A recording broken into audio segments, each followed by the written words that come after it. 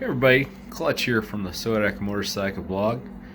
As you can see outside, spring has sprung. Well, kinda. We just got 8 inches or so of snow earlier this week, but it is March, getting the end of March, springtime, and we're gonna do some work on the Goldwing. We're gonna wire this thing up today. We're gonna get this wired up so it's all set up, so I don't have a nice big massive mess of wiring coming off of the battery, because honestly it's a mess, and it's just I hate things that are a mess, and plus that's a whole myriad of issues that could come along if you don't have that all kind of organized. So we're going to organize this today. I'm going to kind of explain. We're going to go to the whiteboard. I'm going to kind of show you kind of what I'm doing here and why I'm doing it, and then we'll come back in the shop.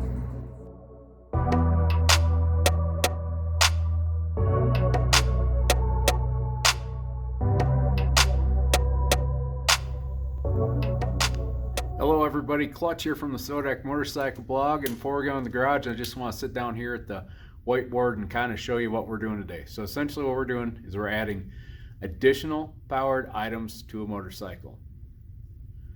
Now, motorcycles pretty basic, and most of them have just some kind of a fuse box on them, and a lot of them, especially the newer ones, have a fuse box terminal or an accessory terminal in the fuse box. This terminal is generally good for about 5 to 10 amps, which will power a few things, but probably not a lot. So, you'll usually have enough. You'll see these quick, easy kits that are sold at RevZilla or eBay or wherever. Essentially, it's a 12-volt plug-in, and it comes, or USB port, and it comes basically right off the battery. Positive, negative, and you're good to go. The problem lies in is, well, we got a lot of things we want to power nowadays. You've got your XM radio, or your GPS, or you may have 12-volt power outlets kind of stashed all around your motorcycle for, let's be honest, these cell phones we have, like this one I'm recording on, it takes some power and you got to charge them up every once in a while. Not to mention you may have heated gear. You may have some Farkle lights all over that thing. Who the heck knows? Especially on Goldwings, you see a lot of Goldwings that are lit up like Christmas trees. So, and all this, let's be honest, you get all this power, you're probably going to have way too much 5 to 10 amps. You just are. And the other thing is, you probably don't want these, let's face it, you don't want like 8 wires coming off your positive and negative on your battery. Not to mention, you're probably going to want these switched as well, otherwise they're going to drain your battery like no tomorrow. Now there is an answer, and basically you can put in some kind of fuse block, or a fuse block, and then you'll take a relay off a battery, and essentially this relay is going to be hooked up to, you're going to have an accessory power port or some kind of switch power source. You're going to need something that switched is on and off so you can power all those things off automatically. Now, there are a few products out there. The product that I'm using is actually called, it's what they call fuse blocks. And essentially it incorporates all this I'm going to show you into one small, quick and easy package. And I'll show you a little bit of that in the garage. Essentially, the illustration what we're going to do, here's what we got going on here, and I'm going to kind of explain this as basically as I can. Now, I'm by no means an expert. If you're somewhat mechanically inclined, you understand the concept that to power anything, you essentially need a circuit completed between the power in your motorcycle, or the power and a ground. That's essentially what you need. You need that circuit completed. You probably could do this. If you've done some basic wrenching on a motorcycle, you pretty much can handle this. It's pretty simple. And that fuse block I was talking about, which I'm going to show you, actually makes this easier. But I'm just going to kind of run through a quick explanation of what's going on here. So we got your battery right here. You got your fuse box with your accessory terminal, or that could be switched power. And then you got your relay here. And then you got your positive power block, your 12-volt power block. And then also you have a ground block. Here's our relay. So going into the relay, you can see coming off my positive there, I've got my 12-volt positive going in to the relay right there. We've got my 12-volt negative, which is blue and brown on here, which I've got going into my negative side of the relay. I've got my accessory wire, my 12-volt, coming off the accessory, going into the relay here as well. And then we have the 12 volt coming off to our power block. Okay, so once again on the fuse here, I kind of did a bad drawing that first time I did it, but essentially, so you got your power here, your power source. When that power source comes to here, it activates what I've got kind of illustrated here is a little switch, and it'll basically connect the power from the battery power to the fuse box power, and you're good to go. The reason why this works and why you can use this on a low volt or a low amp switch is because all this power here is doing is just tripping the switch. That's all it's doing. All that power is doing is just tripping that switch. And generally, for most part, a lot of times the relay power isn't terribly hard. That's how we can get away with essentially having switched power and getting power off the battery, but switching it through the accessory block. That's how we do that.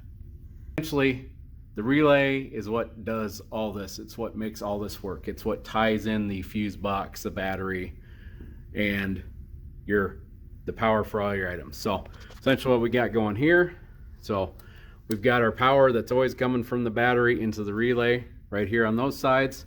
We got our switch power up here on top, and then we got our power that goes out to the power blocks. You turn the key, you got power going right here, going into the relay, completing the circuit. So you got the power going in, completes the circuit, and provides power to your fuse block. And then so now you got power to your XM, your heated gear, your 12 volt power, or if you got missile launcher on there, basically whatever you need to power there. And essentially what we going on here is out the back side, we got our ground coming out, going through, you add it in your ground block and back to your battery. Now when I'm talking about power blocks and ground blocks, essentially it's just another little fuse block, another fuse box. That's essentially all it is. It's just another place to put fuses in, so that way you can, if you have an issue, blow a fuse, whatever, you got a way to replace them. That's essentially what you're doing there. And it's a way of, actually, I've got it written in here wrong. They're actually a distribution block. Essentially what a power block's doing is distributing the power to the multiple items, and what a ground block doing is basically distributing the ground to multiple items. Now this fuse block that I'm talking about, essentially what it does is it takes all of this here and combines it into the same package where the relay and everything is all wired into it. And that's why I would say, especially if you're doing this on your own, now if you're really smart, and you can save a ton of money by going in and buying the individual parts yourselves and making this happen. However, if you're an average Joe like me who understands it, but honestly I don't want to go through the trouble of putting all this in my bike, I get one small package that makes it all easy, I'm going to spend the $100 for the fuse blocks. So I'm going to show you that fuse blocks in the garage, but essentially that's what makes it all work. So I guess there's your wiring for dummies lesson for this video. So another thing I forgot to add is when you are wiring these items in, you need to make sure and have fuses. Obviously you're going to want a fuse right here.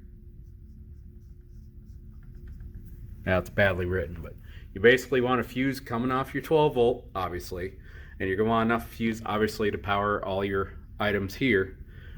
But basically probably not too much. I mean, you're going to want to find that fine line between, so that way it can trip and blow if you have a power surge and not destroy your electrical system.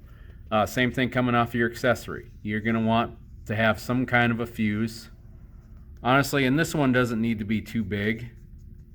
I mean, frankly, probably a 5 amp would probably be just fine, because it really doesn't take a lot to activate that switch that's inside the fuse. So I just wanted that in. Now for the items coming off your power block or power distribution block, that's why all your distribution blocks have fuses in them, because that's where you put your fuses to distribute your power. So that way each fuse will blow one by one by one. You'll save the power block and save everything else. If you design this right, you will have enough. Basically, you don't want this to be more than that. You kind of want this to kind of be able to fail before that fails, and if this gets overloaded, you want to come back and take care of that fuse and pop it.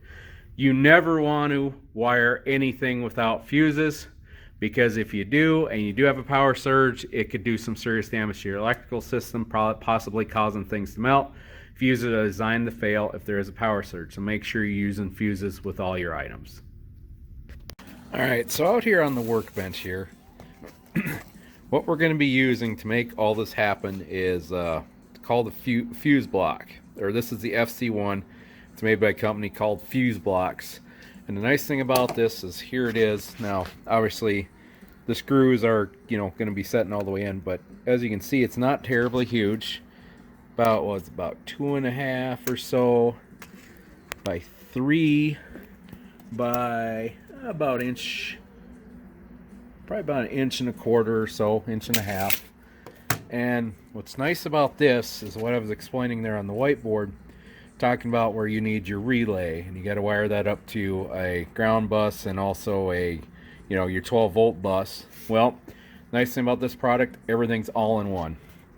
And I'll kind of use this to explain it. So your wire from your battery comes here from your ground, and then you got your 12-volt from your battery, and then in between you got your basically the power that goes to the switch, goes to your relay, and then all these you got your 12 volts out for them, and you got your ground for all of them. And you can label this, you can label it how you want. I'm going to pull it open here real quick.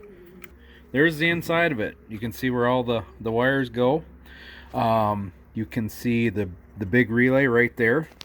That actually is replaceable, so if that relay does go bad, if you're good with soldering, you can desolder it, or I mean, it's $90. You could probably just buy a new one and just switch them out. But the other nice thing about this is so you'll see it says on one side it says constant, the other side it says switched. Well, what you can do with this one is let's get a little fuse here. So as you can see, so when you got this side, when the fuse is over here, it's in the switch position. Basically means the relay is turning that on and off. So nice about that, just like we were talking about, you don't have to worry about running down your battery if, let's say, you leave your phone plugged in or something like that, or your XM radio, something like that. And now we've went ahead and we moved it over to constant side. You put your circuit over there, you put your fuse over there. Guess what? Now it's going to go on with it's going to be on all the time. Now, do you need that fancy fuse block? No, you absolutely don't have to use that one. I mean, they are $90. They are a little bit spendy.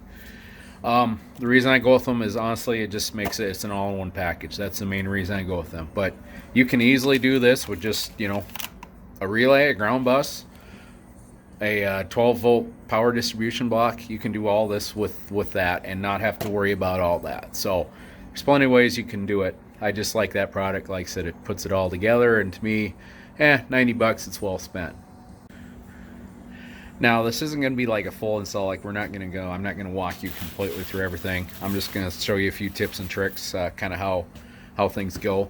The biggest thing I would suggest here starting off is when you're looking to do this project, keep in mind, kind of get an idea of your head of what you want to do. Like, don't just buy everything and then just go, well, I'll figure it out as I go. Kind of get an idea of your head of what you want to do with your wiring, how many things you want to power, kind of where, also be thinking about where you want to put it. It kind of bike by bike kind of depends on, kind of where you're going to want to put it. So be thinking about all this as you go, because it'll make it a lot easier once you're sitting there going through it, if you got kind of a basic plan in your head of how you can do it, as opposed to you just open up the bike and figure it out, because you might go one direction, then change your mind, and then change your mind, and now you got wires all over the place, and you don't want that. That's what we're using this for, is to avoid all this. So I guess let's get the bike pulled out and let's get to work. So this is one warning I will repeat every single time I do an electrical project. Make absolutely sure before you do any electrical project that you disconnect that negative terminal. Because if you don't, well, you're playing with fire. You could have numerous issues. So best to just avoid those issues, disconnect that negative, and just live with it, because otherwise you could risk fire just from spark and anything like that. And if you need to go through and test your system, guess what? Go back to the battery, hook the negative up, and then test it out. But when you're done testing, always disconnect it. Never do any electrical work on your bike without disconnecting this. Okay, so here's what the plan is. So this is where the CB goes in my GL 1800. I'm going to mount the deal actually on this cover. It comes with a little backing plate for it. And I'm probably going to mount it about there. Then I'm probably going to go ahead and drill a hole out either here or here so I can run all my wires through. That's kind of what I'm thinking of doing. Then obviously we can run them through. They'll come out this other side, come out kind of like those wires that are sitting there by the CB, kind of a similar concept. And plus that way with them wires sitting in this trunk, because additionally with this trunk there's a cover for it.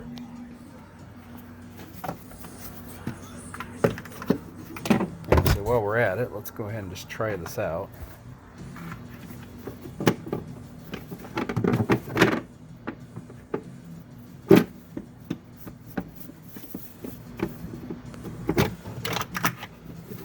Just goes in there like that. That's how the cover works.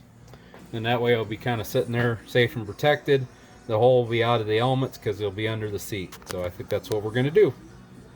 Okay, well, it's getting on time. We're going to probably call it a night here. It's just about 7 o'clock at night. But as you can see, we got our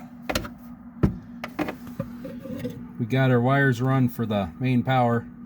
The negative and positive are coming off the battery, and then that middle one is the one that's coming off, come around here. That's my switch. That's my positive coming off the accessory switch. And that's basically what's going to turn on that. That's what's going to turn that relay on. Just that. Quick and easy. That's all you need to turn that on. That's how you can make that work with, 30 amps of power turned on and off with a little tiny 10 amp circuit is doing that. So I'm gonna go ahead and clean this up, call her a night. So a little tip I will tell you though, when you're doing a project like this, you can see I kind of got everything kind of strung all over the place. Do yourself a favor, every single night, pick up everything, put it all away. It's going to take you 30 minutes probably at most, and take your time, because if you don't, you're going to have a hell of a time tomorrow finding what you left the night before. So do yourself a favor, clean everything up, call her a night. I mean, we're not going to like put the seat back on and stuff, but every other tool we got, we're going to clean up and call it a night, so that way we can pick it all up tomorrow morning.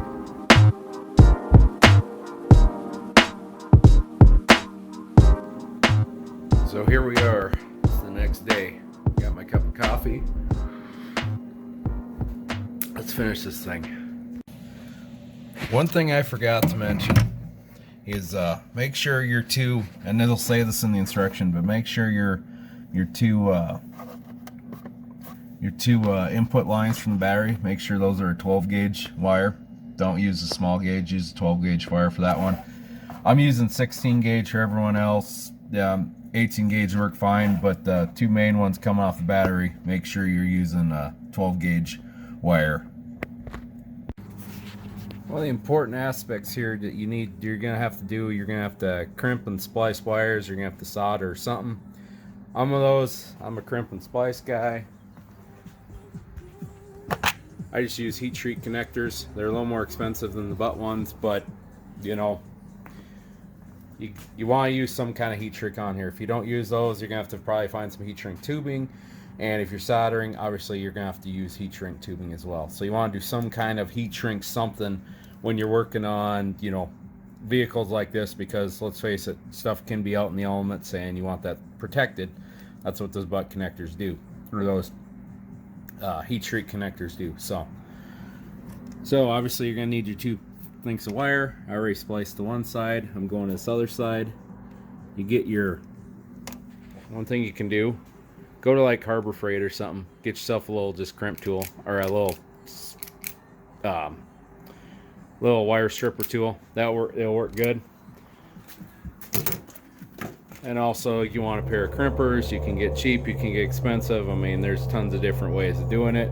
But get yourself 2 of these so that way you can do crimping and splicing and all that stuff. Stripping a wire with the wire stripper. Forgive the angle, but this is kind of hard to do with but basically you want just your kind of how much toughness you want. That's usually about how much I take. And then basically what happens, just like that. Now obviously I kind of got to put my fingers in there because of goofy angle and the fact that I have kind of a cheap strippers, but pretty much it'll do the trick.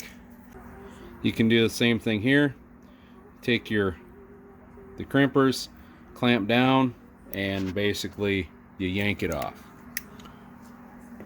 So both concepts work just fine. Crimping, pretty simple. I'm going to show you this on one that's already been crimped because honestly I'm a one-person show here with the camera. That little middle part there, that's kind of your crimp zone. You want to get your wires into there. Basically take your little crimp tool just like so, get it between there and just squeeze. Then when you're done, obviously give your wire a tug. So you want to give your wire a tug before you do anything, just to make sure it's good to go. Alright, so the most fun part of the wire crimping, fire. Now, for those of us like me who don't have a fancy heat gun, something to warm it up with, well, your option is lighter or a little propane torch like this. I bought this at the local dollar store. I just buy one whenever I run out. I mean, it's like $1, and they're like a block or 2 miles from my house. So I run down there, buy a few of these. I keep one in my little electrical repair kit. It works in a pinch. And basically, when you're shrinking them down, you just essentially turn her on, and you just kind of heat her up till she shrinks. Be really careful when you're doing it this way, though. When you're doing it this way, guaranteed, you're going to probably cook at least 1 or 2 wires. You're just going to do it. It's just part of the deal. It's what you get for not using, quite the proper tool. But you do this enough, you'll get pretty good at it. You just kind of, just nice and easy.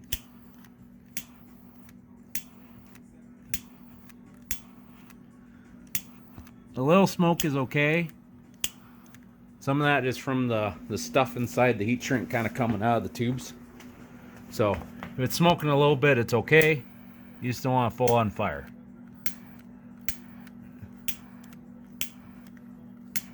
And then, get this other side here.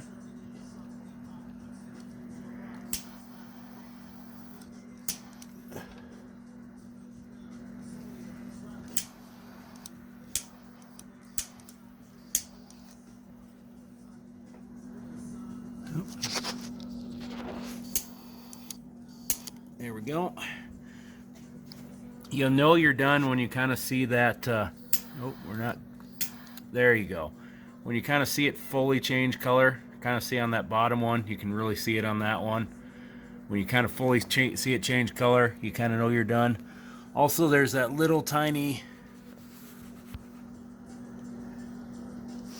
if I can get this in focus, up top here is probably better. So there's that little, you can kind of see there's kind of little tiny stuff, kind of that little bit of plastics kind of come out. It's like melted plastics kind of come out of the center of it. Once you got all them in there, you're pretty much good to go. We got ourselves a good connection there. It's going to keep the water out. It's going to keep the dust out, which means this connection is going to last quite a long time. And that's how you do it. That's how you make a connection without soldering. And yes, I know I'm not soldering. I know soldering is the right way to do it. I get it. But here's the thing. My soldering is limited to plumbing. I can solder all day in plumbing. It's pretty well. It's not terribly hard. I mean, basically you got flux that helps you out and all that stuff. But in the end, I haven't had any doing my connections this way. I've never had a single issue with the connection going bad. So, you know, as long as you do butt connections right, they're going to last quite a long time. So that's my thoughts on it. I know solder people disagree with me, but hey, if you want to solder, go ahead and solder. If you can do that, great. Because I will say this: those of you that know how to solder, I would definitely solder, because it's a better way of doing it. But if you don't know how to solder, don't think that should limit you, because honestly, this is pretty easy level butt connections that are heat shrink. That's pretty easy level, so anybody can do that, I think.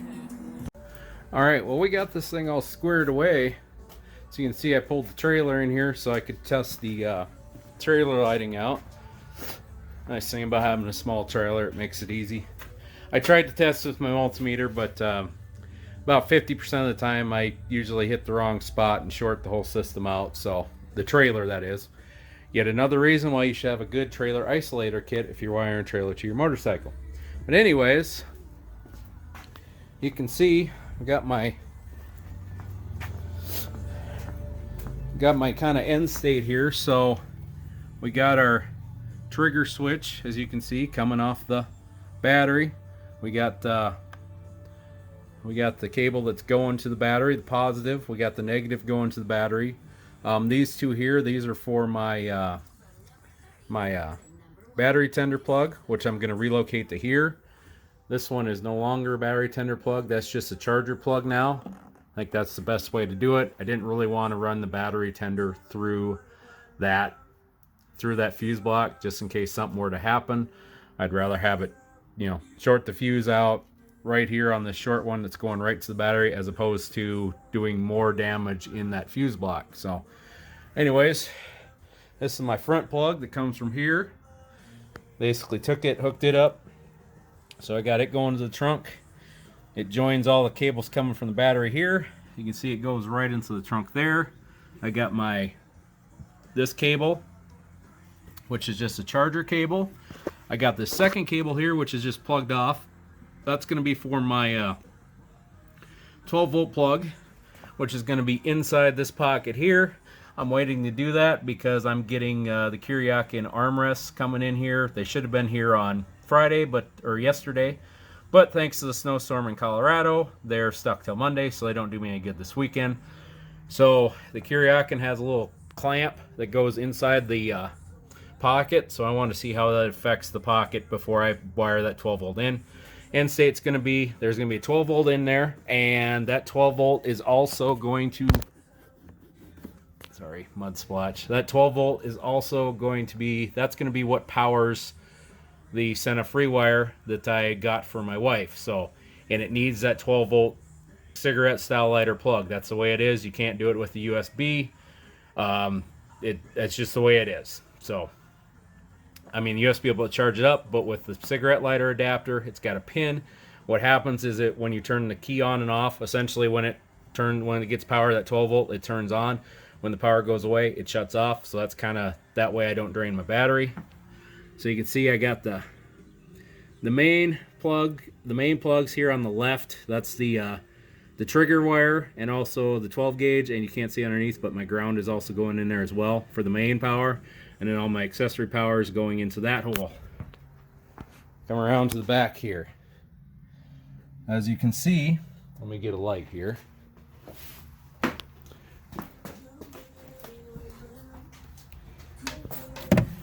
As you can see, there's my on the left side, them three up there, left side is the 12 volt power, right side's the ground, middle is the trigger switch coming from the accessory. And I got right now I got 3 accessories going up. The first 2 are those USB plugs. That 5 ampere, that is for the cigarette style lighter plug. I'm actually going to switch that to a 2.5 because honestly that should be plenty for that little switch. I think I noticed the little charger said 900 milliamps. And then that 10, that is for my trailer hitch because I run the trailer hitch into her as well.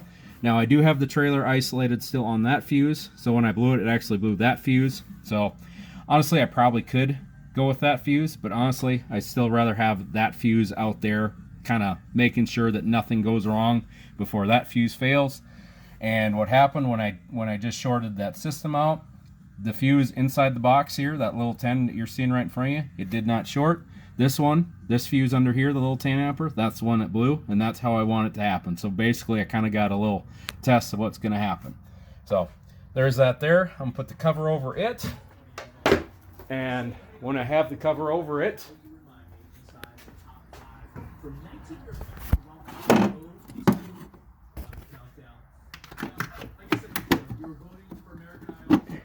oops. And there you go. Now it's all tucked away and it's underneath everything. And the other thing is too, the other reason I put it here is so that way it's a lot easier to pull out a couple things out of this trunk and lift that lid than to have to get my toolkit out and undo the seat. Because I first thought about the seat, but then I realized how much of a pain it is to take the seat off when you need to take the seat off in a hurry. I found that out when I had my little issue in my turn signal plug a few years ago. So that's why I went with putting it in the trunk, and I think the trunk's going to be the way to go. So there you have it. That is, I don't know if we could really call this. I may have titled this "How to Wire Like a Pro," but I don't know if it's really the pro's way or not. I mean, I am a YouTube certified master motorcycle mechanic. So I just don't have the seal of approval yet because, well, I didn't want to pay the money. No, I'm kidding. But it's a way to do it. Nice thing about it, it cleans up the wires a little bit. As you notice, I still have plenty of wires down there, but it's at least there's less wires to deal with, and it kind of gets things out of the way. Plus, I have 2 more circuits that are sitting there in the trunk that I can actually put stuff on, possibly heated gear. Or what I may do, one thing I may do is I may change the wiring on my trailer, maybe go to a 6 flat and just install an additional wire that just feeds power to the trailer. Maybe I'll put like a 12 volt cigarette lighter adapter in there or something, just the way I could, I guess, charge additional things in that trailer possibly, or have just power. Maybe I'll just, I don't know, use it for a light as well. I don't know. We'll see what's going to happen. Either way, I've got some possibilities that I can do different things now that I got 2 additional circuits open. That honestly, as long as I can keep my total under 30 for this one fuse block, I'll be good. And all else fails, if I need power, I can always take that one positive wire for the trailer. I can always take that for the trailer isolator. I can always run that directly back to the battery if all else fails. So, but anyways, that was how I did it. You got any questions, feel free to reach out to me. I definitely would be willing to help a person out. And like I said, this is something that, this is pretty, I mean, geez, I just about fell down. This is pretty basic. This stuff is pretty basic. Honestly, once you understand how to make a circuit work on a motorcycle, you're pretty much good to go. And, you know, it's one of those deals, you know, don't be afraid to try it. This is, you know, as long as you keep that, biggest thing is, you know, follow your safety protocols, like make sure you keep that negative unplugged on that battery while you're working on it, stuff like that. But honestly, anybody could do this. You don't need to be a mechanical engineer. You don't need to be an electrician. You just got to understand the basics, which honestly, you spend some time on YouTube and do some searches, you can easily understand the basics. That's how I learned. So honestly, if I could do it, if this moron here could do it, anyone could do it. So anyways, take it easy. Have a great day. We'll see you riding this season. Keep the rubber side down and enjoy the ride.